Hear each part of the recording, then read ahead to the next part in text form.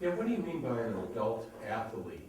In working with people now for so many years, I find that a lot of my clients are 30 plus, but they're trying to treat their bodies like they're 25 and less. They're not really being as injury conscious and as body focused as they want to be. So an example would be you have somebody who was really, really active throughout their lives, and now they're, in their 20s, they were playing on all these team sports and doing all these things, but now in their 50s, they're working at a job, and they've got the kids in the job, and they say, oh, I'm going to go snowboarding, or I'm going to go skiing out of the blue, because they used to be able to ski or go snowboarding, for example, at a certain level of skill.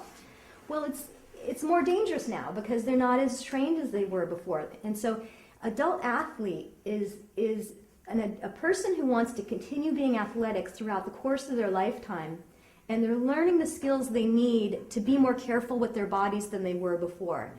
And the key about adult athleticism is that we do need to make adjustments as we get a little bit older, extra stretching. You might need a hot shower before, not just after working out, to get your body warmed up. You want to know to stop when pain starts. Usually young athletes are trying to play like they're on a rugby team, or they're on some kind of professional sports team, and they're done when the goal is made, even if it means they're injured partway through. Working through the pain, working through the injury are some of the things that younger people are told to do, actually, a lot of times, and willing to do.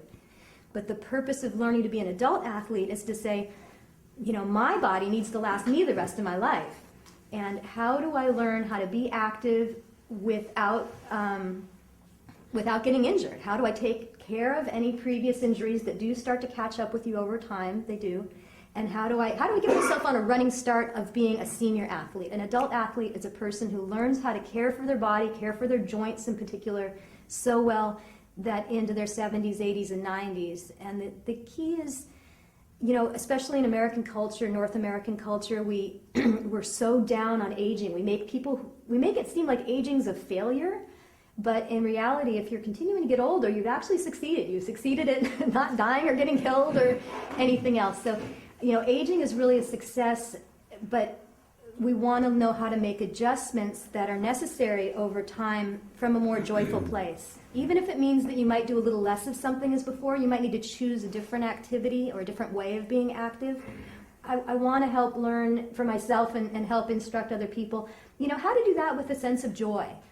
I'm not as dumb as I used to be. It's like I'm not going to blow my shoulder out to get that goal in basketball. I'm done. I feel hear my shoulder talking to me. I'm done. I'm going to go, relax a little bit and choose some other activities. So, anyhow, not to go on too long about that, but thanks. It's a style of learning to adjust to your body that hopefully isn't negative to oneself. That it's a sense of pride.